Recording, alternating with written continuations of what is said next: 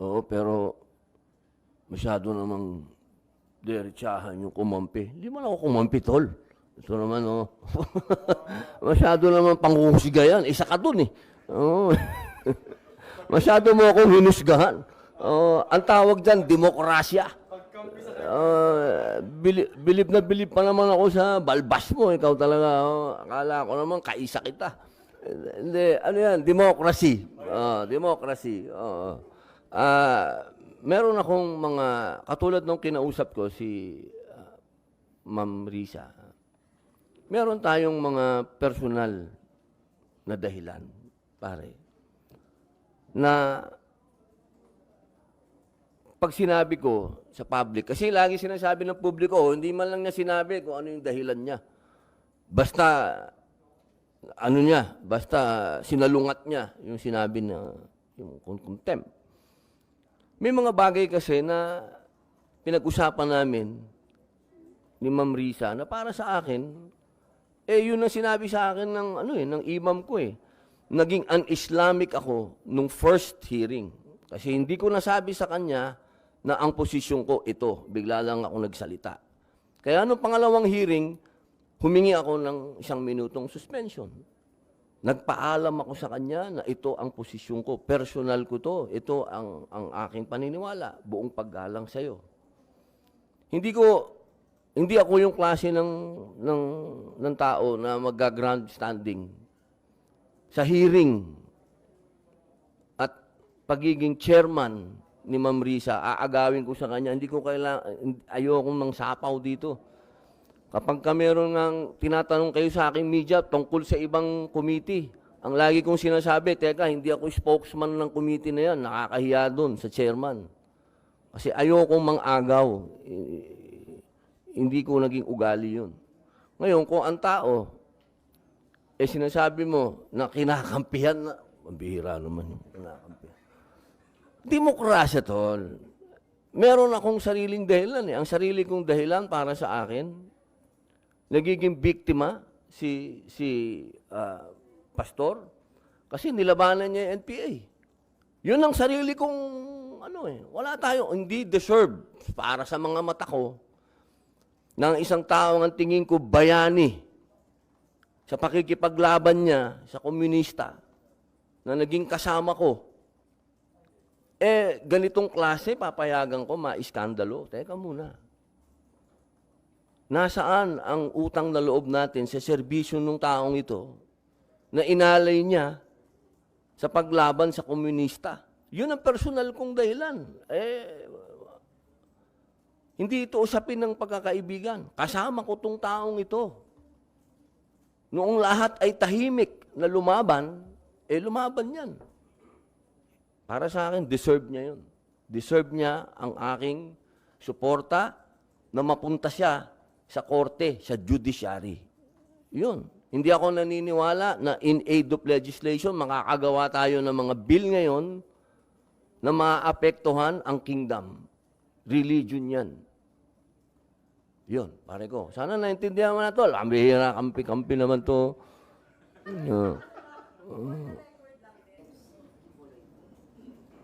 Napakalaking bahagi ito. Para sa akin, una, sa usapin ng demokrasya. Kasi talagang ang inyong mga senador ay lalo na ako, no? Kung mapapansin nyo, kapag yung paggalang na ibinibigay ko sa kapwa senador, masyadong mataas sa akin yun, yung ganong klaseng Kasi democracy tayo eh. Katulad nitong kay Ma'am Senator Risa Ontiveros, sa malalim na pagpupugay at paghingi ng paumanhin sa kanya, ako talaga nakikiusap lagi sa kanya at humihingi ng paumanhin kung ako'y sumasalungat. Hindi sa kadahilanan na gusto ko siyang sagasaan o kung hindi yun ang pangalan ng demokrasya dito sa Senado. Kaya ano man ang kahinatnan nitong aking motion na bawiin sana yung contempt, ang mahalaga sa akin dito, pinaglalaban ko to. Kasi demokrasya ito eh. magkakaiba tayo ng prinsipyo. Hindi ito usapin ng kaibigan ko, si pastor. Hindi yon. Walang ganong klaseng hiwalay yon. Ang aking paniniwala dito, ito ay nasa DOJ na. Hindi naman siguro kalabisan kung hingin natin sa ating mga kasama na wag nang dalawang sangay ng gobyerno pa ang gagawa ng investigasyon. Merong judiciary, meron pang House, meron pang Senate. Parang sa resources ng gobyerno, parang nandun na sa isang parang masyadong magastos ba sa aking palagay. Pangalawang punto, in aid of legislation, pagka inisip ko, kapag ito ay pinag-usapan natin ng palalimin ng umaabot sa iskandalo, parang para sa akin, malinaw na, ba to? Parang sa konstitusyon natin, meron talagang paghihiwalay ng Estado at religion. Dito, sa nakikita ko, pagka nagpatuloy sa ganitong proseso, parang sinasaklawan na ba natin, makakaroon ba tayo ng mga panukala na sasagasaan natin ang religion? Kasi ang papunta na to hindi na, wala na kay pastor yung, napupunta na doon sa buong organisasyon, sa buong religion nila. Para sa akin, total, andyan ang judiciary, sila talaga ang pwedeng magsagawa ng investigasyon. Sila talaga ang pwedeng magbigay ng parusa. Siguro, pagkatapos nilang magdesisyon at kung ano ang ilabas ng judiciary, yun ang kunin namin sa legislative at doon kami, in aid of legislation, gumawa ng batas. Pero siguro sa pagkakataong ito, pinakamainam dito. Para sa aking paniwala, inuulit ko po, nirirespeto ko, ginagalang ko, para sa akin, karapatan ni Senator Risa Hontiveros na ilaban ito. Ako din po ay may opinion. At yan ang opinion ko. Nandyan na yan sa DOJ, iwan na natin sa kanila.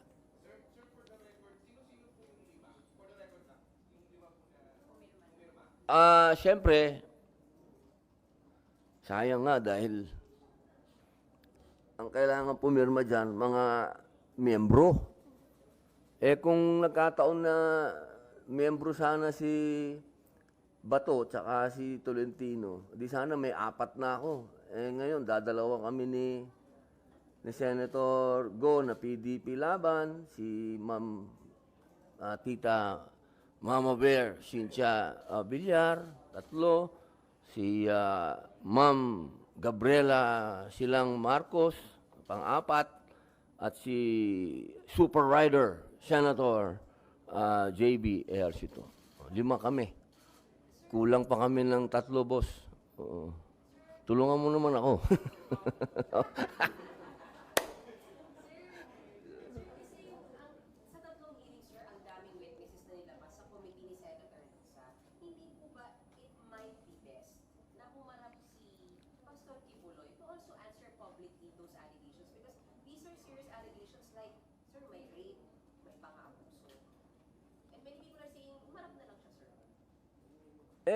Sa akin kasi mahalagang sa akin ang testimony ng mga nag-a-accuse. Kasi yan ang pundasyon ng ating konstitusyon. Ang sabi ng konstitusyon, ikaw ay inosente hanggat ikaw ay hindi napapatunayan na nagkasala. Okay, napakahalaga nun. At yun, nag-a-apply yun sa akusado at nag-aakusa. Diba? Ngayon, pag ikaw ay nag-aakusa, dapat, para sa akin, hindi ka dapat, una, natural lang na matakot. Natural lang yun. Pero, kung yung pinaglalaban mo at yung ginawa sa'yo, gusto mong magkaroon ng sapat na kaparusahan at maging aral at magkaroon ng mga batas patungkol dito, dapat nakikita natin ang mukha. At dapat din, kung sino yung naakasuhan, lalong-lalo na sa mga pagkakataong ganito, na ang pinag-uusapan natin ay hindi lamang tao, isang tao. Pag sinabi natin kasi na si Pastor Kibuloy, religion nito. Sana mas maintindihan natin na itong kaso na to, hindi ito usapin lang ng isang tao. Ito ay usapin ng isang pananampalataya. Mahalagang i-ano natin yon, ilagay natin sa, wag natin ialis ang usapin na yon sapagkat meron tayo sa konstitusyon na paghihiwalay ng religion at ng estado. Kaya sana para wag na tong lumaki para sa akin, andyan na sa DOJ, hayaan na natin sila. Sila na, antayin natin kung ano ang kanilang desisyon, anong findings nila, kung ano ang ipaparusa, kung may nagkasala. Then from there, doon tayo gumawa ng in aid of legislation. Wala tayong magiging usapin ng nagkaroon ng trouble, nagkaroon ng gulo, yung mga ganon. Some people are also saying in the spirit of fairness, lahat naman ng resource person, sir, pag hindi talaga dumarating na kukontempt at naaaresto, bakit daw si Pastor Kibuloy? Why will he be an exemption, sir? Kung maalala mo, ako wala akong relasyon kay Aguila, yung isang kanilang, kanilang inimbestigahan. Hindi ako pumunta kahit isang hearing nun. Kasi sa loob ko, nasa loob ko na yon na pagka ganito na ang pinag-uusapan natin ay grupo ng mga taong may pananampalataya. Nasa akin lagi yung teka muna. Medyo mag-ingat tayo sa usapin na ito. Hindi ito, yung hindi ko pagpunta doon, isa na yung, lahat naman ng hearing dito, kung pwede puntahan ko Pero yung hearing na yun, talagang hindi ako pumunta. Kasi nandun ako. Hindi ito bago. Itong kay Pastor Kibuloy, yun uli ang posisyon ko. Meron tayong korte, at ang korte natin, yun ang simbolo ng justice. Makikita naman natin, nasa kanila ang justice. So, walang pinakamagandang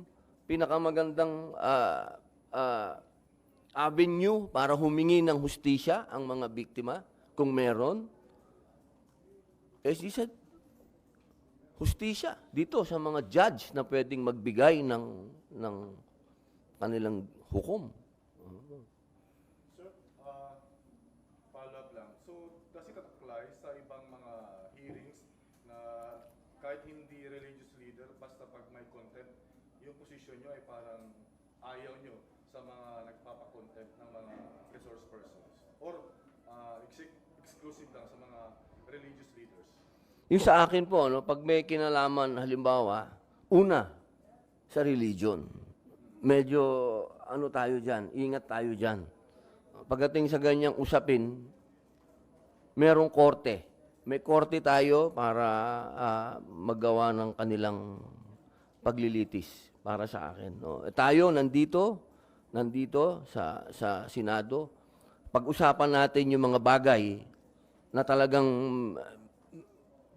may kinalaman at makakagawa tayo ng mga batas na sa palagay ko, unang-una ekonomiya natin. Unahin natin yun. Sir, last na lang, sundot lang.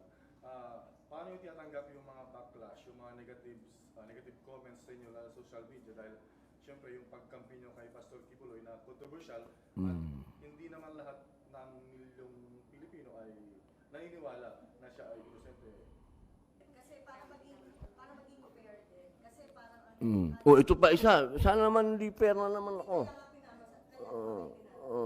para lang maging fair, masagot nyo rin. Kasi ang sinasabi ng mga sa social media, lumalabas na, ay hindi, napagutusan lang yan. Napagutusan na si Senator Robby para mag-check.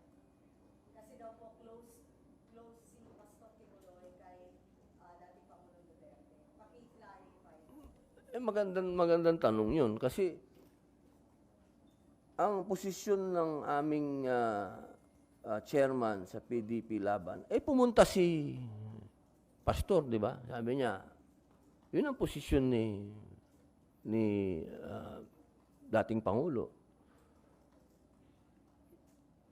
Magkaiba sa posisyon namin. So wala akong sinunod na may nag-utos sa akin, ganun. Wow. Naman, ma'am. Revolusyonaryo, utusan lang. Sayang naman yung bigote ko. Di ba? Hindi ako utusan ng kahit na sino. Paniniwala ako para sa akin, magkasama kami ni Pastor lumaban sa komunista. Hindi mawawala sa isipan ko yun. Sir, sa ngayon, ilan na po yung pumipirma doon sa written objection? 5 po. Opo. Pwede niyo pong sabihin kung sino-sino na yun? Opo, si... Sir, mahirap bang mag-convince ng mga kasama sa committee para pumipirma? Yung salita kasing convince, parang ano yun hindi ko pang naman ginawa yun. Kasi nirespeto ko naman lahat ang posisyon ng bawat senador. Siguro mas magandang magpaliwanag. Yun, nagpapaliwanag.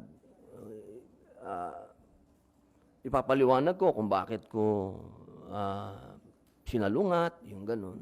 Hindi naman mahirap magpaliwanag. Siyempre, magpapaliwanag din sila. Binibigyan natin sila ng pagkakataong magpaliwanag. Katulad ni Senador Grace po, napakaganda ng kanyang paliwanag kung bakit hindi siya pipirma. Ganun din si Senator Raffy Tulfo. Yung demokrasya to hindi natin kailangan personalin yung mga bagay na mga ganito. Kaya ako hindi ako titigil na makumbinsi yung iba pa. Halimbawa, si Ma'am Pia. Ma'am Pia ang di pa nakapirma, si Senator Mark Villar, yan. Magpapaliwanag tayo sa kanila. Pero kung kumpiyansa po kayo, kung sakaling hindi pa natatanong.